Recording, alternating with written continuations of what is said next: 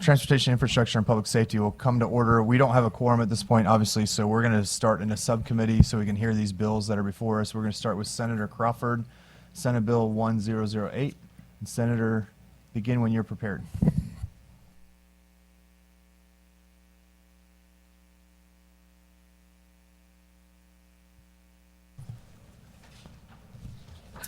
Thank you, Mr. Chair.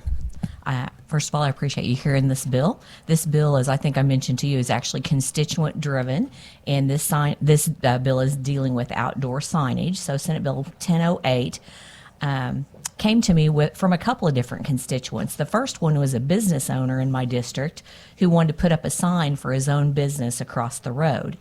Now, mind you, he owned the property, the business property, and he owned the property across the road. But he was unable to put up a sign on his own property for his own business because state law prohibited him from putting up the sign.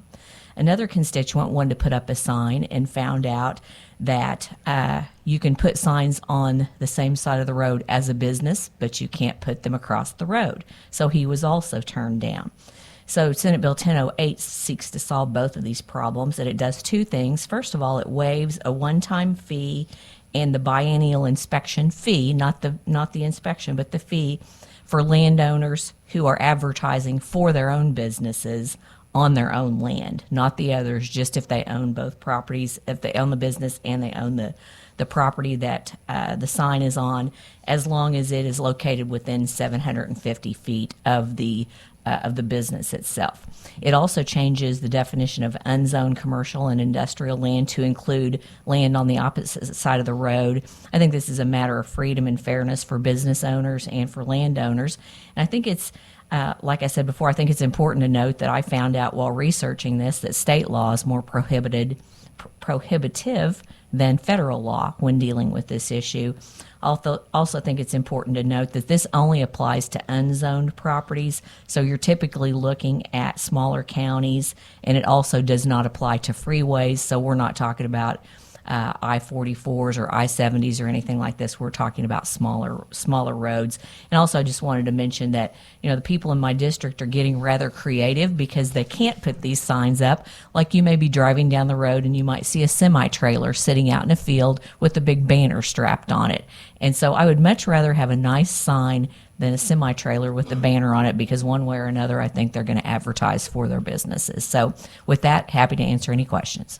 Well, I have no questions for you, Senator. Thanks for bringing the bill to the committee. All those, or anybody in favor of this bill, please come forward.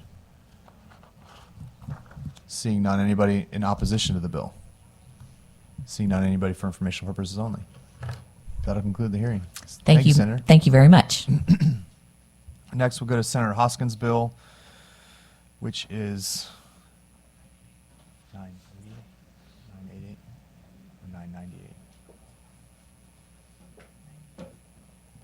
Senate Bill 998. Proceed when you're ready, Senator.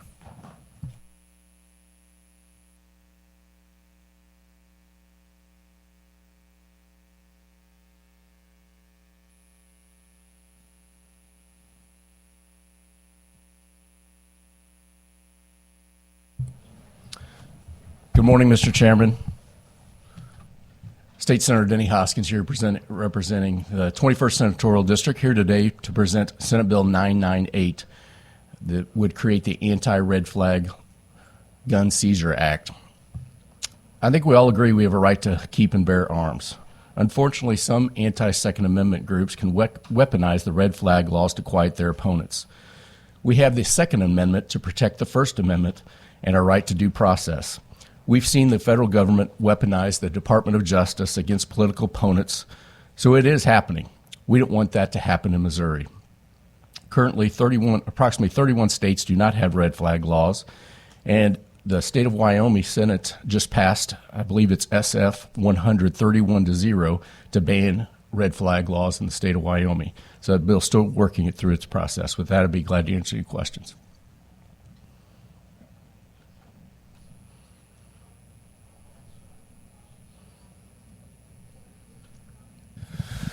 Senator, I have no questions for you. Is there anybody here to testify in favor of Senate Bill 998? come on up and testify when you're ready. Please make sure you fill out a witness form for our records. State who you are and proceed when you're ready. Thank you, Chairman, members of the committee. Susan Myers of the 20th. As a leader volunteer for two national nonpartisan organizations, both focused on women and firearms, I have met and worked with women who have experienced tragic and horrific events in their lives, women who come out the other side resolved to never allow themselves to be anyone's victim ever again. It's important you know the volunteer work that I do, the hours I put into helping women learn to keep themselves safe, and the relationships I've made with women who are, in fact, survivors of violence at the hands of individuals known to them. It is for these reasons that I am here to give voice to the women who fully understand the dangers involved within domestic violence and yet are adamant in their belief that firearm confiscation schemes are not the right path for our state. That's because we know, despite whatever good intentions may lie behind these confiscation tools, the truth is they can and do have troubling and dangerous consequences to the very women they purport to help. Leaving the individual free while taking the gun does not remove the dangers victims face. Abusers have used red flags on their spouse or girlfriend as a way to exert control and to keep them feeling vulnerable. Don't think it happens? Let me share a case out of New York where a woman's ex-boyfriend, who had a restraining order out against him, alleged she made remarks causing him to believe she was a threat to herself. In the petition, this man lied about the time frame of those remarks to say they occurred within the past 6 months of the petition as the law required, despite the judge knowing of the false statements. Out of an abundance of caution, a temporary extreme risk protection order was issued, and her pistol permit was revoked, all without her even being aware it was happening. Thankfully, this woman didn't just hire a lawyer to regain her own rights before a final ERPO could be ordered. They also challenged the New York law's constitutionality. This is a portion of the judge's ruling from late December 22. This court is not unmindful of the dangers firearms may pose when possessed in the hands of a person suffering a mental illness, harboring a criminal intent, or both. However, when viewed objectively, 63A's goal of removing weapons from the otherwise lawful possession of them by their owners without adequate constitutional safeguards cannot be condoned by this court. While some may advocate that the ends justify the means in support of 63A, where those means violate a fundamental right under our Bill of Rights to achieve their ends, then the law, on its face, cannot stand. Thank you. I have no questions. Thank you for your testimony. Anybody else here to testify in favor of Senate Bill 998? Let's come forward and fill out a witness form, please, sir.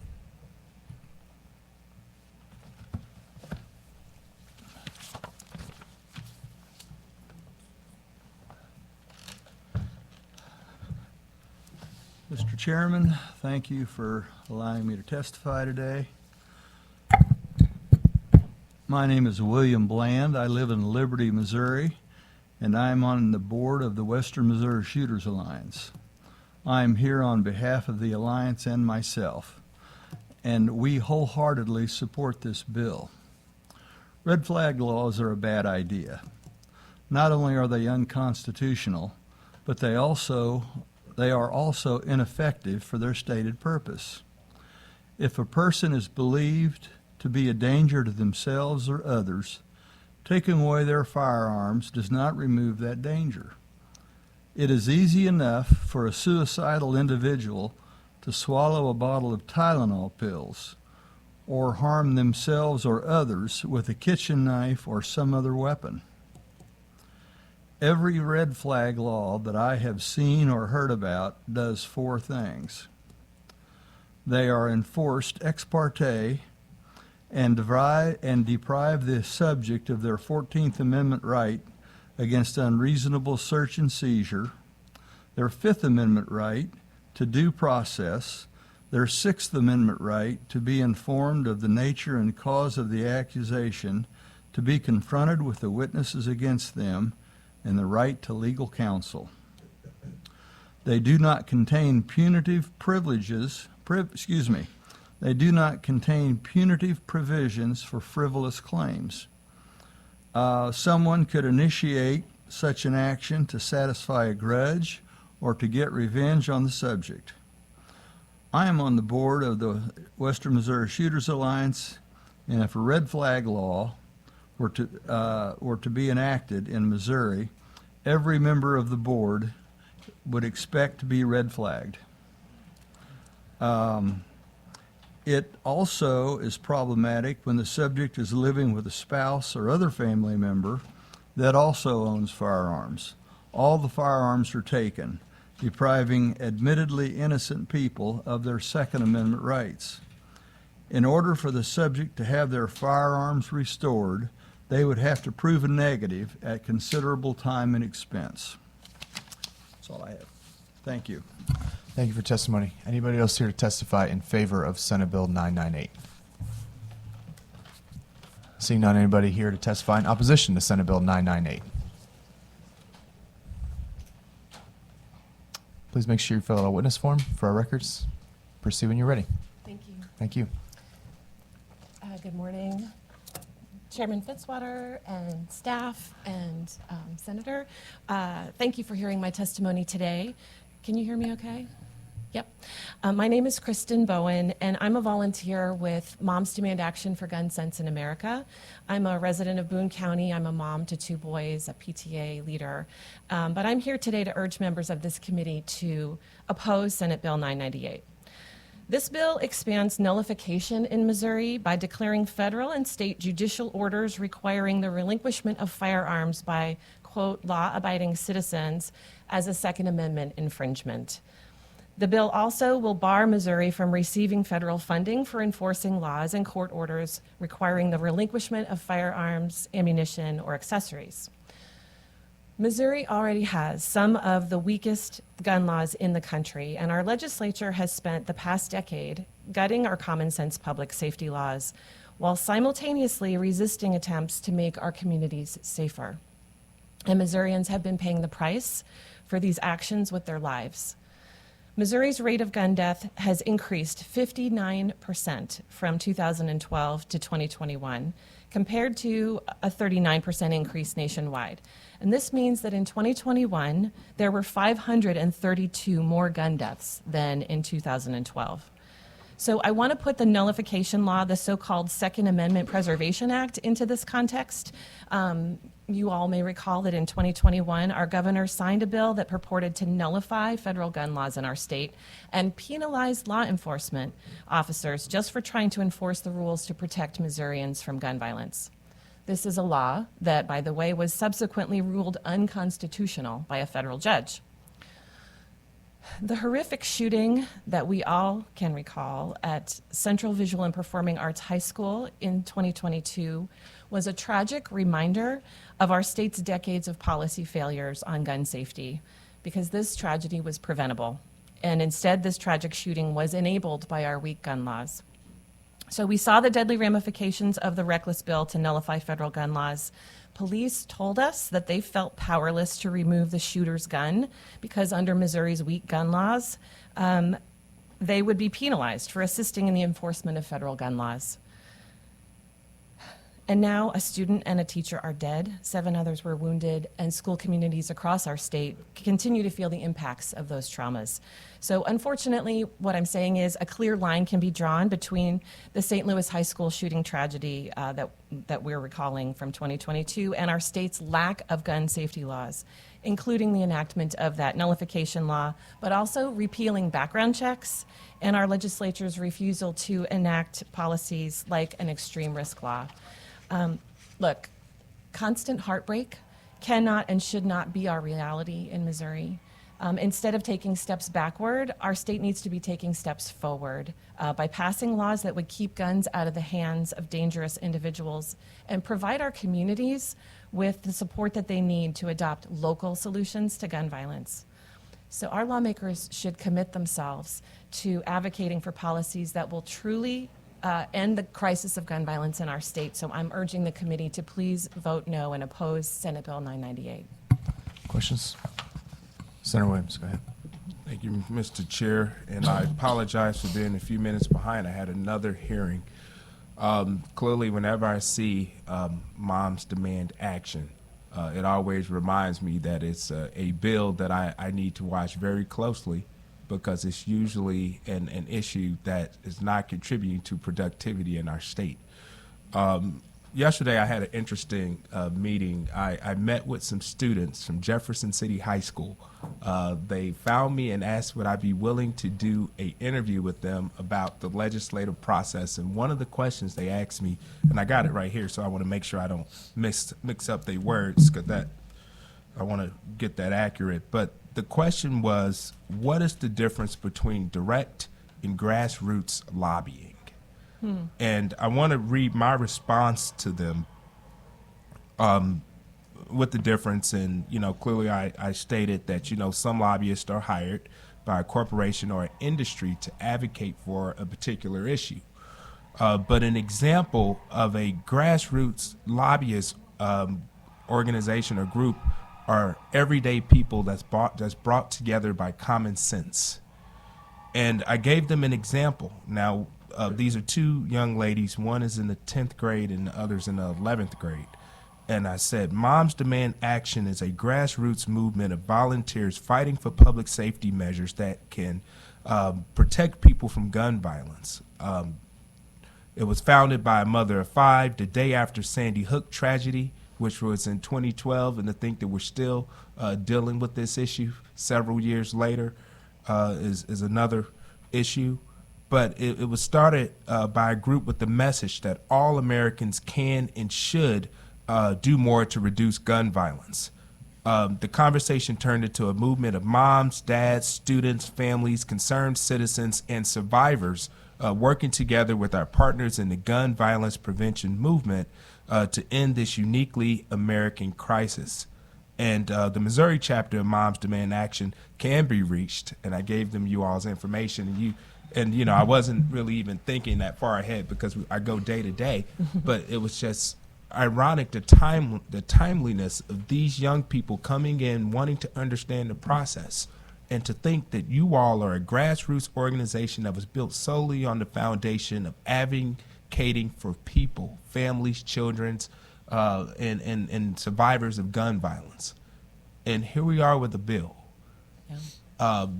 Weeks after, I remember being in a group text with colleagues in the Senate, Republican and Democrat, concerned whether or not they were safe for those on the Kansas City side of the state that attended the Chiefs parade, celebrating their victory of the Super Bowl.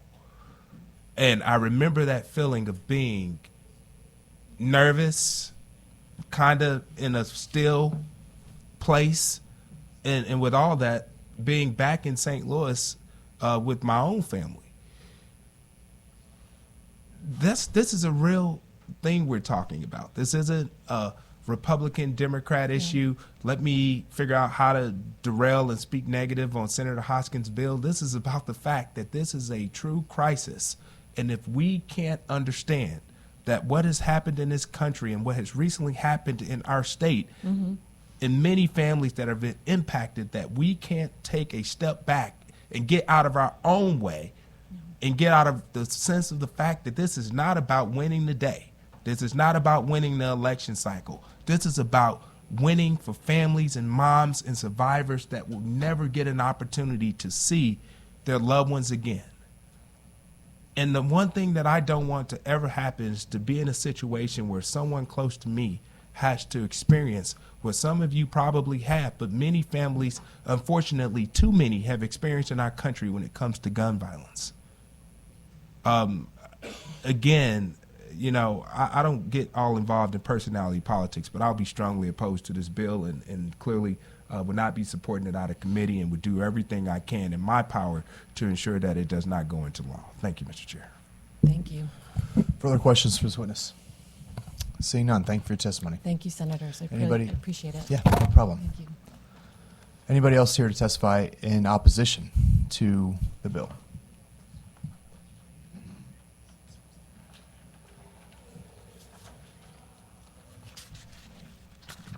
Good morning, Mr. Chairman, members of the committee. My name is Jackie Barget. I'm a registered lobbyist here on behalf of Mayor Jones in the city of St. Louis. Mayor Jones wanted to make sure I submitted a letter outlining her opposition to this legislation. She sits as a co-chair of the Mayors Against Illegal Guns and is very opposed to this legislation. Between what Senator Williams and the previous witness said, I don't really have too much to add. But her letter really outlines some of her concerns and some of the protections and prevention that could have occurred in the CVPS shooting in St. Louis. But with that said, I will answer any questions. Questions? Seeing none, thank you for your testimony. Anybody else here to testify in opposition to Senate Bill 998?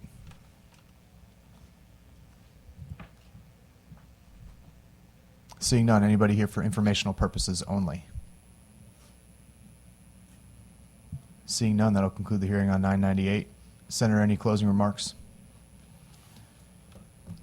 Thank you, Mr. Chairman, members of the committee, for hearing Senate Bill 998. Again, we've seen the federal government be weaponized against political opponents in the past, and most certainly we have our First Amendment rights, I believe, because of our Second Amendment rights, and I would ask for your support of the Anti-Red Flag Gun Seizure Act. Thank you. Thank you, Senator. That'll end the hearing on Senate Bill 998. We're going to stand at ease for a moment until we get a quorum. I know that we have one senator that's on his way.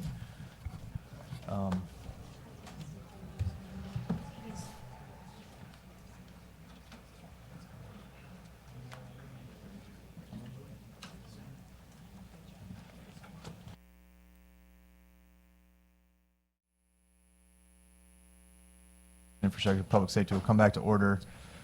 And Ben, call the roll. Senators Fitzwater. Here. Brown. Bean. Here. Eigel. Razor. Schroer. Williams. This quorum? Oh, okay. Quorum being established, we'll go, I make a motion to go into executive session. I have a second. We're in executive session. I move that Senate Bill 99 be brought before the committee. Do I have a second? I have a second. All those in favor say aye. As opposed, no. The ayes have it. The bill is before the committee.